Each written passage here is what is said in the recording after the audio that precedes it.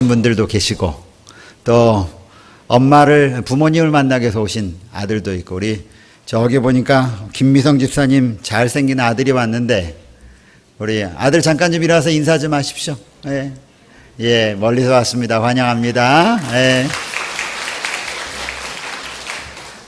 우리 김추자 집사님의 친구라고 그러시는데, 황영자 집사님이 예전에 저희 교회 우리 교인이셨던 것 같습니다. 미국 시애틀 교회에 출석하고 계시고 지금 오셨는데 여러분 다 반가우실 것 같아 잠깐만 인사 좀 드리겠습니다. 감사합니다.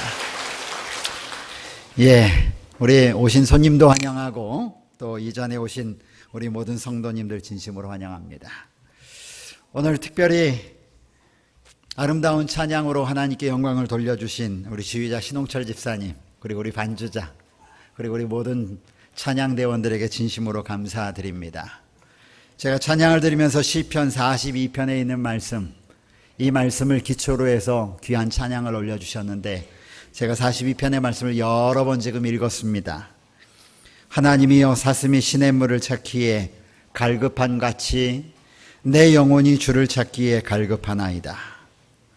내 영혼이 하나님 곧 살아계시는 하나님을 갈망하나이니 내가 어느 때에 나아가서 하나님의 얼굴을 배울까? 내 영혼아, 내가 어찌하여 낙심하며 어찌하여 내 속에서 불안해하는가? 너는 하나님께 소망을 두라.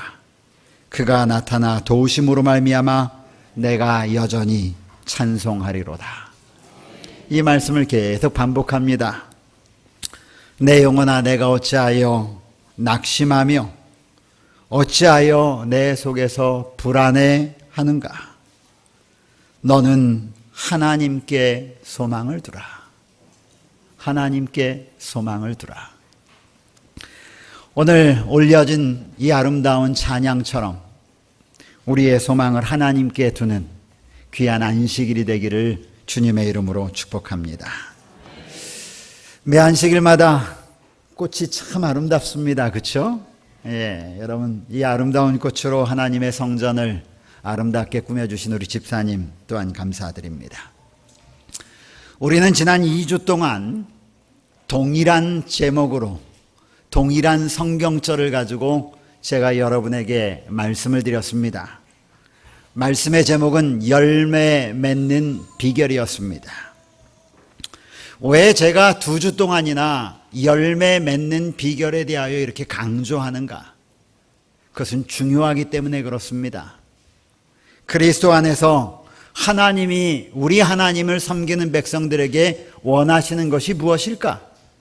그것은 그리스도인의 합당한 열매를 주님은 맺기를 원하시기 때문에 그렇습니다. 어떻게 하면 우리가 그 열매를 맺을까?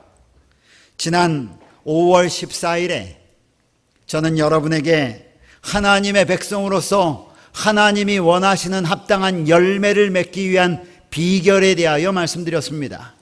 그 비결은 한마디로 말하면 내 안에 거하라. 내 안에 거하라. 또 다른 그 말씀을 예수님은 바꾸어서 말씀하시기를 내 안에 거하는 것이 무엇인가? 곧 성경은 말하기를 내 말씀 안에 거하라. 내 말 안에 거하라. 다른 말로 말하면 하나님이 손수 말씀으로 기록해 놓으신 이 성경 말씀이 너희 삶 가운데 거하면 너희가 알지 못하는 사이에 하나님이 원하시는 열매를 맺을 수 있다라고 우리 주님은 말씀해 주셨습니다. 이것이 지난 5월 14일에 여러분에게 말씀드렸던 내용입니다. 그리고 일주일 후에 5월 21일에 안식일에 저는 다시 열매 맺는 비결이란 동일한 제목을 가지고 말씀드렸습니다. 아마 여러분들은 지난 안식일 제가 무슨 설교를 했는지 혹시 다 잊으신 분들이 계실지도 모르겠습니다. 기억하십시오. 저는 예수님의 제자들의 싸움의 장면으로 여러분을 인도했었습니다. 야고보와 요한의 그의 어머니 살로메가 예수님께 와서 주의 나라에 임하실 때 하나는 한 아들은 우편에 한 아들은 좌편에 앉게 해주십시오. 그 이야기를 시작으로 제자들 가운데 암투가 벌어지기 시작하죠. 서로 높은 자리에 앉게 하기 위한 싸움이 벌어졌습니다. 그 싸움의 장면을 오늘 교과 시간에 여러분들과 함께 살펴보셨을 것입니다.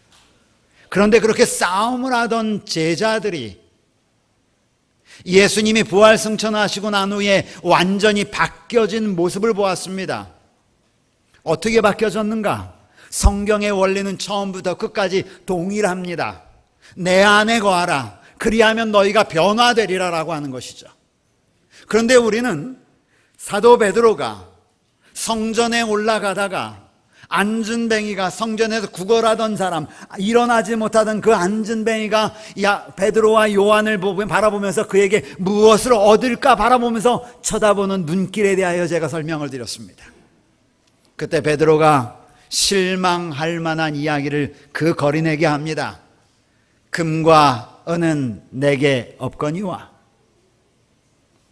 금과 은은 내게 없다. 내가 원하는, 정말 네가 필요로 하는 원하는 것을 내가 너에게 줄 것이 아무것도 없다. 그런데 그 다음에 나오는 말이 굉장히 우리를 생각하게 하는 말입니다. 베드로가요, 나 없다고 끝냈어야 되는데 그 다음 한 얘기는 나에게 있는 것으로 내게 주노니. 베드로가 가지고 있는 것을 준 것입니다. 그러면서 말하기를 곧 나사렛 예수를 너에게 주노라. 바뀐 것입니다. 바뀌는 역사가 일어났어요. 그의 삶에, 베드로의 삶에 여호와 하나님 예수 그리스도의 말씀이 그의 삶 가운데 들어오게 된 것입니다. 그랬더니 그의 삶이 완전히 바뀌었습니다. 가장 높은 자리에 오르려고 했던 베드로가 예수 그리스도의 십자가에 거꾸로 매달려 가장 낮은 곳으로 향하여 생을 마감하는 제자가 되었습니다. 비결입니다. 예수님 안에 거하는 비결이죠. 저는 오늘 이 시간 다시 동일한 설교 제목을 가지고 나왔습니다. 열매 맺는 비결 3편. 성경에는요, 예수님과 함께할 때, 예수님 안에 거할 때, 하나님의 말씀이 그의 삶에 들어올 때 어떤 변화가 일어나는지를 상징하는, 보여주는 숱한 이야기로 가득합니다. 예수님이 함께하지 못할 때의 삶과 예수님의 말씀이 그의 삶 속에 함께 들어왔을 때의 변화된 모습들에 대하여 성경은 가득 채워 있습니다. 열매 맺는 비결은 앞으로 100회까지 나갈 수 있습니다. 오늘 저는 여러분에게 하나님의 말씀이 그들의 삶 가운데 들어왔을 때 교회가 어떻게 바뀌었는지를 보여주는 신뢰를 찾아 이 시간 떠나려고 합니다. 교회가 하나님의 말씀으로 가득 채워졌을 때, 교회라고 하는 것은 이러한 건물을 말하는 것이 아니에요. 교회라고 하는 것은 하나님의 부름을 받은 각 개인을 말하는 것입니다. 각 개인의 삶 속에 하나님의 말씀이 채워졌을 때 어떤 변화가 일어나는지에 대한 신뢰를 오늘 성경 말씀을 통하여 살펴보려고 하는 것입니다. 하나님께서는 우리의 삶을 통하여 열매를 맺기를 원하십니다. 늘 열매를 찾으십니다. 마지막 순간에 주님 이 땅에 오실 때에 주님은 우리의 삶 속에 맺힌 열매들을 가지고 우리를 판단하실 것이 분명합니다. 그래서 성경 마태복음 7장에는 이렇게 말하고 있습니다. 마태복음 7장 16절부터 성경은 기록하기를 이렇게 말씀하셨습니다. 그들의 열매로 그들을 알지니 가시나무에서 포도를 또는 엉겅퀴나무에서 무화과를 따겠느냐. 이와 같이 좋은 나무마다 아름다운 열매를 맺고 못된 나무가 나쁜 열매를 맺나니 좋은 나무가 나쁜 열매를 맺을 수 없고 못된 나무가 아름다운 열매를 맺을 수 없느니라. 아름다운 열매를 맺지 아니하는 나무마다 찍혀 불에 던져느니라. 그러므로 그들의 열매로 그들을 알리라. 열매로 알겠다고 말씀하셨습니다. 주님께서는 우리의 삶 속에 맺혀지는 결실들을 통하여 우리를 판단하신다고 말씀하시는 것입니다. 하나님께서 우리의 삶을 통하여 하나님께서 함께 하실 때 맺게 될 아름다운 열매를 우리 사랑하는 성도들이 모두 맺게 되기를 주님의 이름으로 축복합니다. 그렇다면 그런 아름다운 열매를 맺을 때 어떤 일이 벌어지는가? 성경은 말하기를 너희가 아름다운 열매를 맺을 때 첫째는 아버지께서 영광을 받으신다고 하는 것입니다. 여러분, 하나님께 영광 올리는 그런 삶을 살기를 원치 않으십니까? 하나님이 기뻐하시는 삶을 살기를 원치 않으세요? 예, 그렇습니다. 저도 간절히 원합니다. 매일 아침마다 드리는 기도 가운데 첫 번째 기도가 하나님, 오늘도 제가 하나님의 삶에, 하나님의 손에 붙잡힌 바 되는 삶을 살기를 원합니다. 그리함으로 말미암아 나의 삶을 통하여, 나의 만나는 생활을 통하여 하나님께 영광 돌리기를 원합니다라고 기도합니다. 그런데 우리가 아름다운 열매를 맺을 때 첫째는 아버지께서 영광을 받으시고, 둘째는 성경은 뭐라고 그랬냐면 참 재밌는 얘기예요. 성경은 우리는 하나님의 백성이 됨을 사람들이 알 것이다 이랬습니다.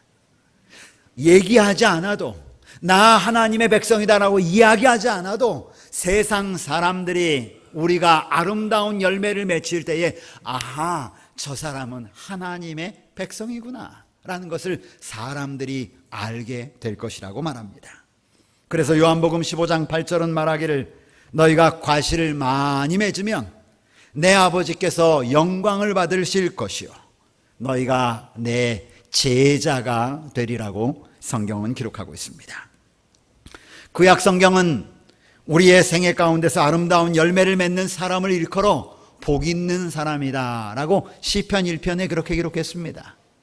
복 있는 사람은, 성경은 그렇게 시작하죠. 복 있는 사람은 어떤 사람인가? 시편 기자는 기록하기를 시편을 시작하면서 가장 첫 번째 장에 복 있는 사람은, 그 다음에 말하기를 이렇게 말합니다. 여호와의 율법을 즐거워하며 그 율법을 주야로 묵상하는 자다. 어떤 사람이요? 복 있는 사람이요. 주님께서 바라보실 때 가장 복 있는 사람은 어떤 사람이냐면 하나님의 말씀을 즐거워하며, 말씀 안에 있는 삶을 즐거워하며 그 말씀을 주야로 묵상하는 자가 복 있는 사람이라고 얘기했고, 그 복 있는 사람에게는 어떤 일이 벌어진다고 얘기했냐면 그 다음 성경전 이렇게 말합니다. 철을 따라 열매를 맺는 삶을 살 것이라고요. 여러분, 요한복음 15장에 말씀하신 열매 맺는 비결이나 시편 1편에 나와 있는 열매 맺는 비결이냐, 모세 오경에 모세를 통하여 주신 하나님의 말씀이 계속 하시는 말씀이나 동일하게 강조하는 말씀이 있는데 내 말 안에, 내 말씀 안에 거하라. 주님은 말씀하십니다. 너희가 어떤 열매를 맺을지 염려하지 말고 내 말 안에 거하라. 그 다음에 성경에는 그리하면이라고 말합니다. 약속입니다. 하나님의 약속이에요. 너희가 내 말을 믿고 내 말씀 안에 한번 거해봐라. 그리하면 너희가 열매를 맺겠다는 것입니다. 하나님의 약속을 믿으시기를 간절히 바랍니다. 이러한 약속을 신약 성경에서 반복하면서 오늘 성경이 우리에게 말씀하셨던 것처럼 주님은 우리에게 다시 그의 제자들에게 말씀하시기를 내 안에 거하라. 내 안에 거하라. 내 말씀 안에 거하라. 이렇게 말씀하는 것입니다. 우리 사랑하는 성도들 가운데 주의 말씀에 푹 빠져있는 몇 분을 제가 알고 있습니다. 말씀에 빠져가면서 그의 삶이 달라지는 것을 제가 봅니다. 말씀을 묵상하면서 그들의 삶이 하나님을 향하여 조금씩 열려지는 모습을 봅니다.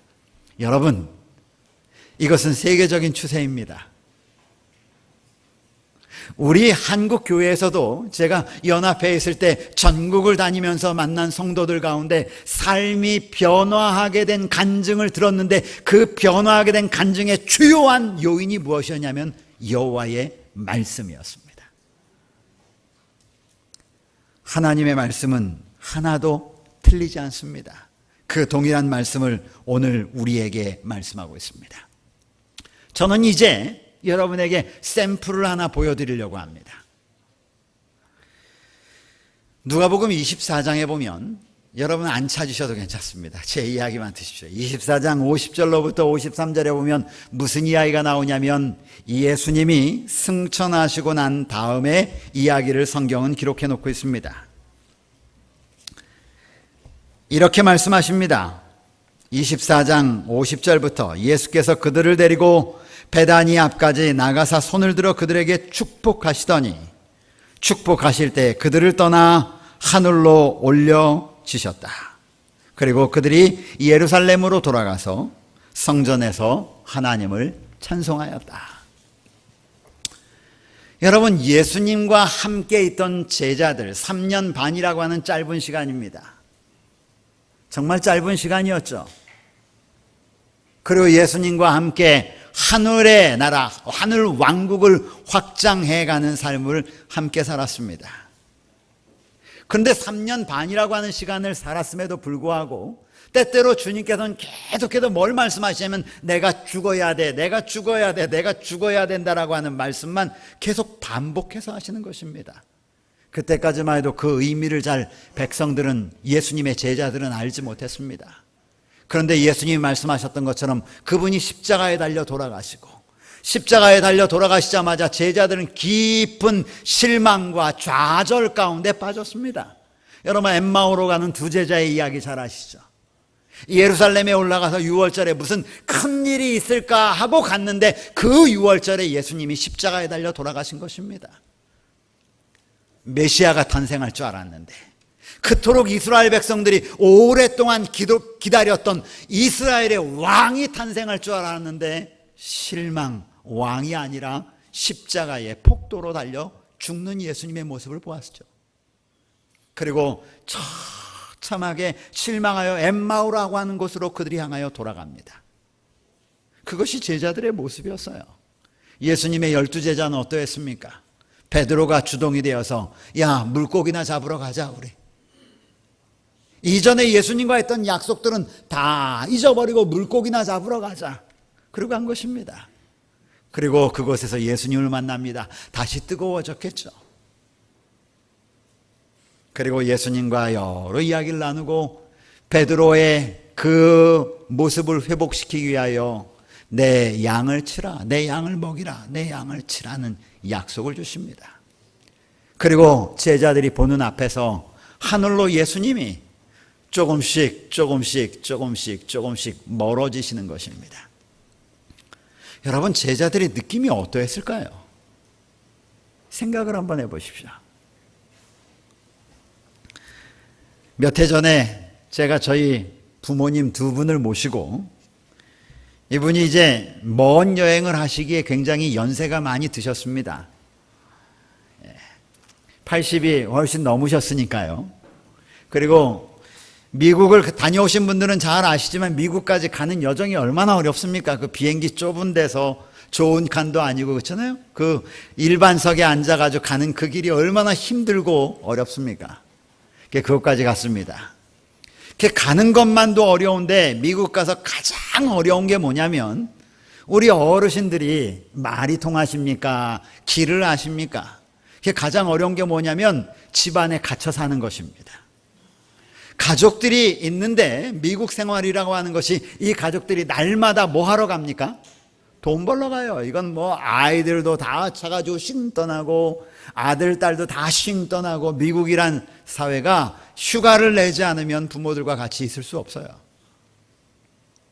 그래서 그걸 잘 알기 때문에 제가 모시고 가서 부모님을 모시고 함께 차를 빌려가지고 여행을 같이 다니기 시작해요. 물론 미국에 있는 자녀들은 다 직장 다니니까 제가 모시고 다녔죠. 한 2주를 함께 계속 다녔습니다. 가다가 밥 해 먹어야 될 시간이 되면 밥을 해서 먹고, 저희 어머니가 이 밖에서 사서 드시는 음식을 전혀 못 드십니다.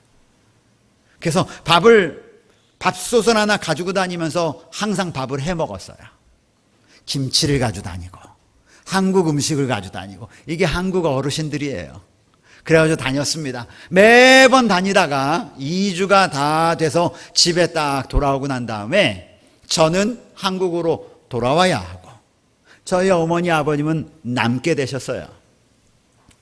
그래서 원래 계획은 그 미국 집에 한 달 정도 머물 계획이셨습니다. 그래서 제가 이제 떠나는데 우리 형제들 다 있습니다. 가족들이 다 있고 다 돌봐줄 사람이 있어요. 그런데 나중에 오셔가지고 저한테 하시는 말씀이 무슨 말씀하시냐면 한국에 돌아오셔서 이렇게 말씀하시는 것입니다. 순기야, 네가 떠나는데 엄마가 애를 두고 떠나는 것처럼 마음이 막 너무너무 허전했다는 거예요. 그래가지고 한 달 계식으로 해놓고는 일주일 만에 그냥 한국으로 오셨어요.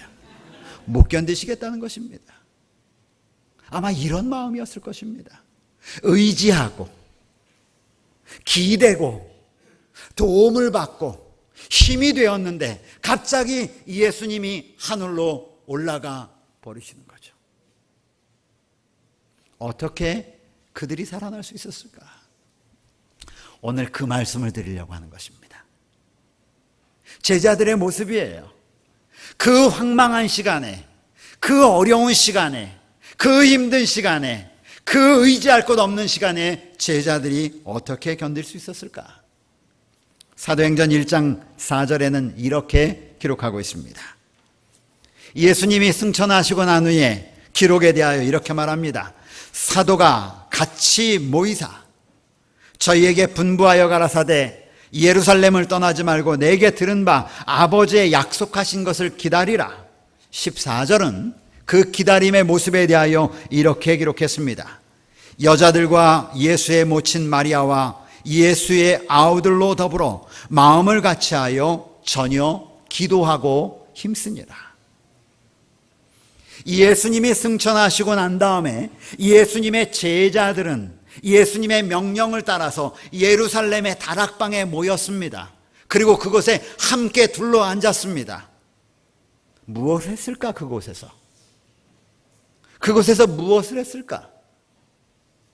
우리가 알고 있기로는 예수님이 부활하시고 난 다음에 40일 동안 제자들과 함께 있었습니다. 그리고 이른 비 성령은 오순절 성령의 역사는 50일째 되는 날에 그들에게 부어졌습니다.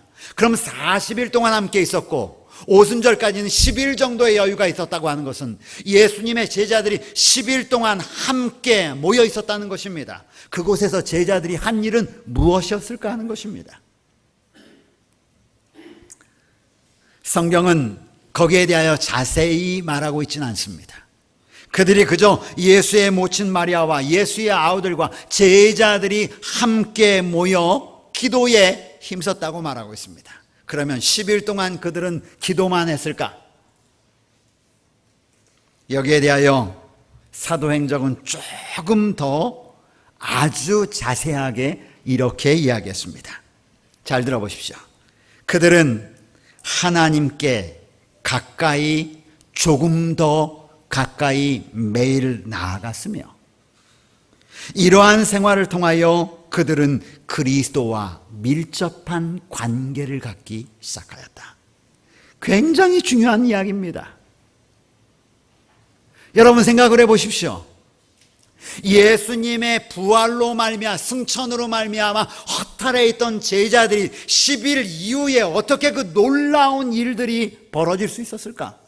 놀라운 결실들을 맺을 수 있었을까? 가만히 생각해 보십시오. 예수님은 요한복음 15장 안에 내 안에 거하고 내 말 안에 거하라. 그리하면 너희가 열매를 맺겠다고 약속해 주셨습니다.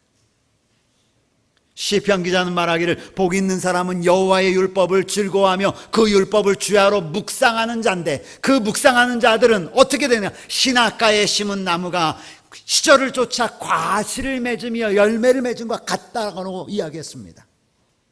그러면 이 동일한 원리가 만약에 이 말씀이 사실이라면 예수님의 제자들이 함께 모여서 그리스도의 말씀에 조금 더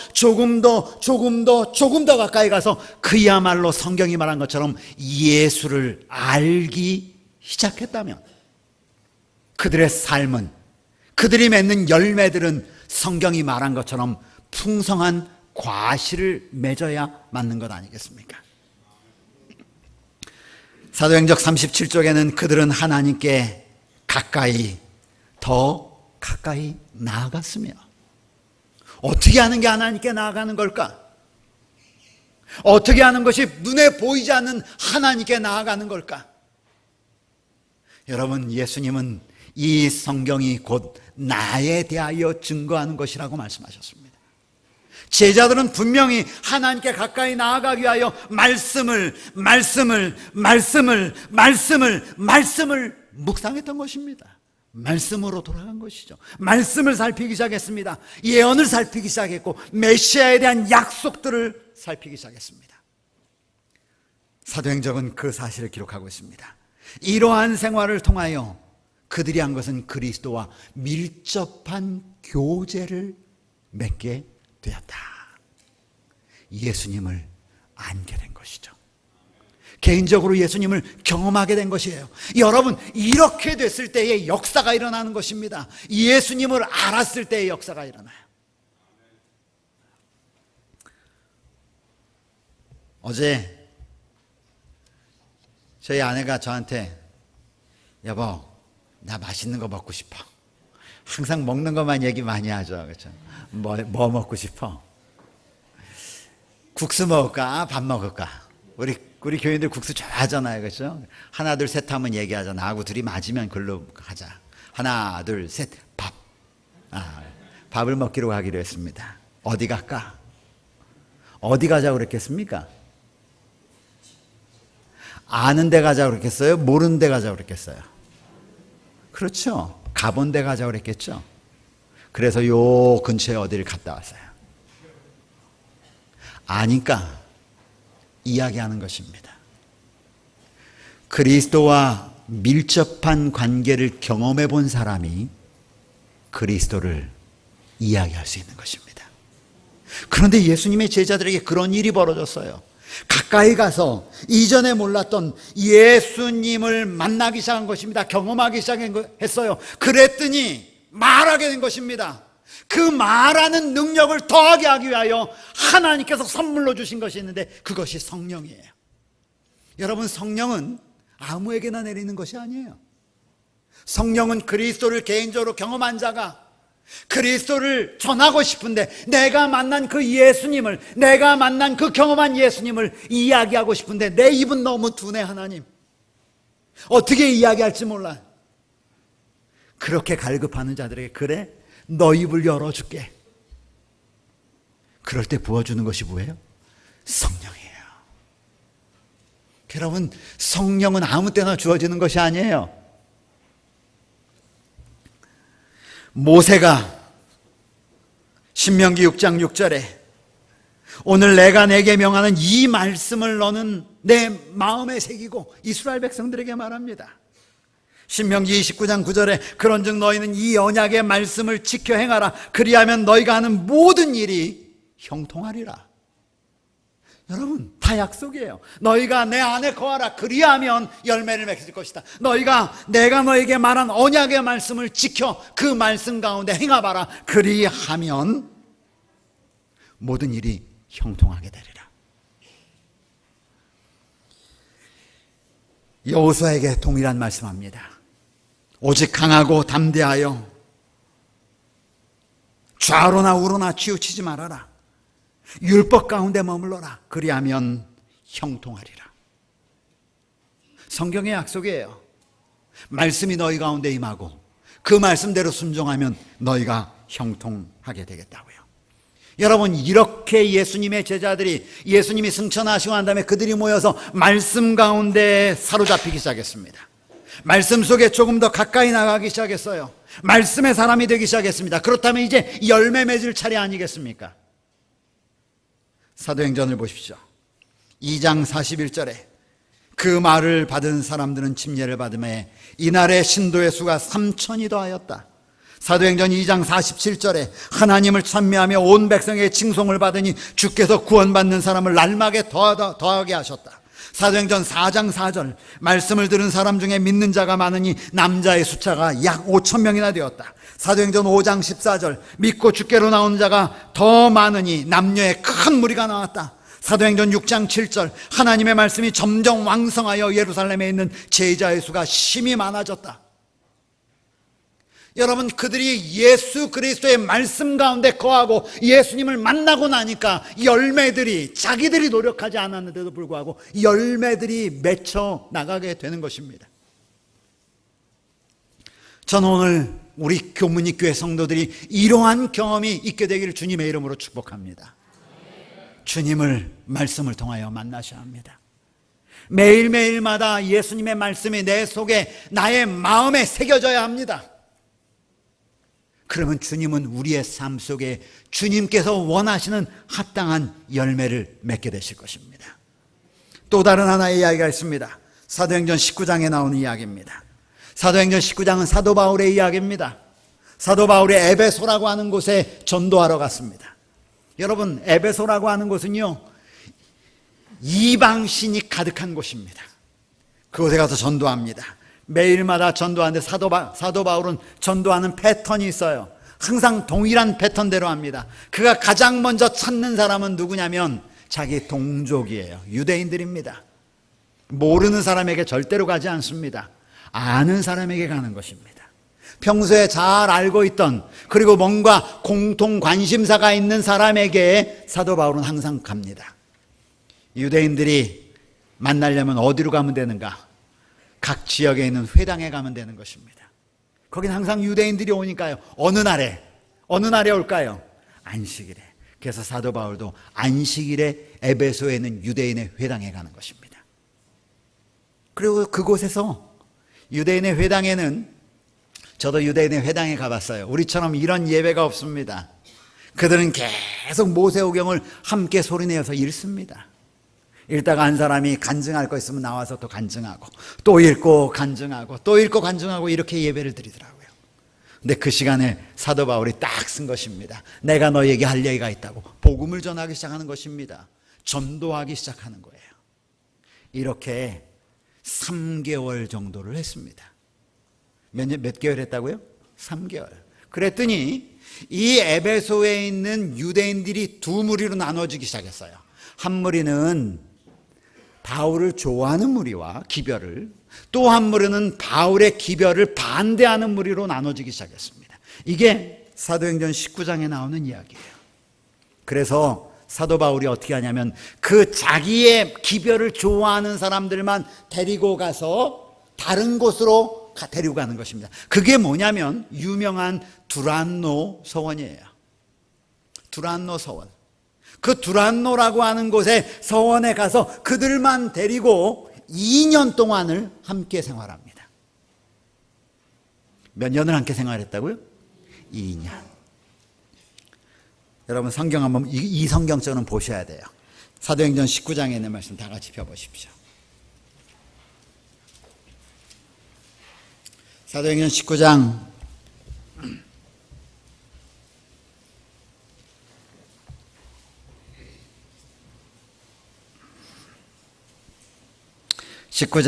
8절부터. 제가 지금 드린 말씀이 그대로 기록되어 있어요. 바울이 회당에 들어가 3달 동안 담대히 하나님의 나라에 관하여 강론하며 권면하되, 그렇죠? 어떤 사람들은 마음이 굳어 순종치 않고 무리 앞에서 이 도를, 바울이 전한 이야기를 비방하거늘 바울이 그들을 떠나 제자들을 따로 세우고, 제자는 누구냐면 예수님의 말씀을, 강론을 듣기 좋아하는 사람이에요. 따로 세우고 두란노 서원에서 날마다 강론하니라. 10절 다 같이 읽어볼까요? 시작.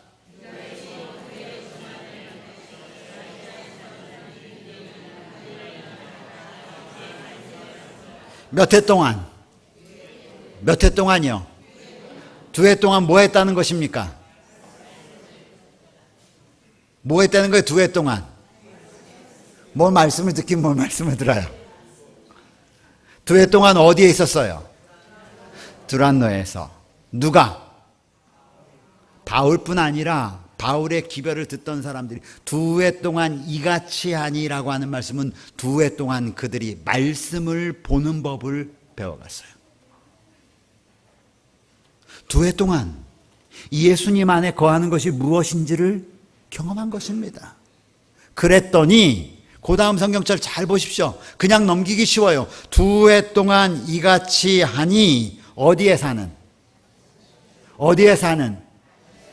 여러분, 다른 거 하지 않았어요. 사도 바울이 아시아를 전도하는 일에 있어서 사도 바울이 아시아 구석구석 다니지 않고 성경은 분명히 말하기를 2해 동안 예수님의 말씀을 보도록 훈련만 시키고 나니까 2해 동안 이렇게 하고 나니까 그 다음에는 알아서 아시아에 있는 모든 사람들이 주의 말씀을 듣게 되었다는 것이에요. 무슨 얘기입니까? 하나님의 말씀을 경험하고 나니까, 주의 안에 거하고 나니까 하나님이 알아서 그들을 움직여서 열매를 맺게 하시더라는 그런 말씀입니다. 여러분, 이 복음의 역사는 이제 오늘 누구에까지 이르러 왔냐면 우리에까지 이르러 온 것입니다. 이제 우리의 차례입니다. 여러분은 어떤 열매를 하나님께 드리기를 원하십니까? 아무것도 없는 무화과 나무, 잎만 무성한 무화과 나무, 그런 나무를 주님 앞에 드리기를 원하십니까? 아니면 멀리서 바라볼 때에 아름다운 열매가 주렁주렁 맺혀져 있는 듯한 그런 그리스도인의 삶을 우리 예수님께, 예수님이 다시 오시는 그날 그분 앞에 드리기를 원하십니까? 저는 제 삶의 모습 가운데 이전에 갖지 못했지만 예수님 안에 머물므로 말미암아 여러 가지 아름다운 주님이 원하시는 아름다운 열매를 맺어 주님께 드리기를 간절히 소원합니다. 아마 여러분도 그러실 것입니다. 어떻게 그 일이 할 수 있습니까? 내 안에 거하라. 왕도는 없습니다, 여러분. 아무리 매 안식일에 이 교회에 와서 교회에 참석하고 11조를 드리고 헌금을 드리고 찬양을 해도 우리가 주님의 말씀에 거하지 않는다면, 주님이 내 삶의 주인이 되지 않으면, 주의 말씀이 내 마음밭에 뿌리 내리지 않으면 말씀의 열매를 맺을 수 없습니다. 저는 우리 사랑하는 모든 성도들이 이제 주의 말씀에 귀를 다시 기울이게 되길 바랍니다. 열매를 맺으라. 그리고 그 열매를 맺기를 원하면 내 안에 거하라. 여러분, 이번 일주일 동안요, 제가 여러분에게 여러분이 하나님의 말씀을 그냥 들고 교회에 왔다 갔다 하는 장식물처럼 여겼다면, 이제 그런 삶을 내가 살았다면 이번 한 주일 동안 여러분의 삶에 있어서 가장 먼저 하나님의 말씀이 여러분의 마음 가운데 거하는 그런 연습이 있는 한 주가 되길 간절히 바랍니다. 주의 말씀을 펴십시오. 그리고 읽으십시오. 읽으시기 전에 주여, 제가 이제 말씀을 펼 텐데 저에게 말씀해 주세요라고 말하십시오. 주님께서 우리의 삶에 놀라운 변화를 통하여 머지않아 우리 주님 이 땅의 영광 중에 오실 때 나의 백성들아 나에게 오너라라고 할 때, 여러분, 이전에는 맺지 않았지만 하나님의 말씀 안에 거함으로 말미암아 말씀의 열매를 주렁주렁 달고 주님 앞에 나서시는 우리 사랑하는 교문이 교회 성도들 되기를 간절히 바라면서 말씀을 마치겠습니다.